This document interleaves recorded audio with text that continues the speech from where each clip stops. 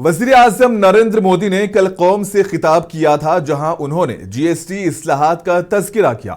तो वहीं आज से जीएसटी बचत उत्सव शुरू हो रहा है। पीएम ने कहा कि बचत उत्सव से अवाम का पैसा बचेगा और कारोबार और भी आसान होगा। पीएम ने मजीद कहा कि मेक इन इंडिया सबसे पहले होना चाहिए और हम वो सामान ही खरीदें जो मेड इन इंडिया हो। अब ऐसे में कांग्रेस लीडर सुप्रिया श्रीनीत ने इस बयान पर पलटवार किया और कई सवाल खड़े कर दिए।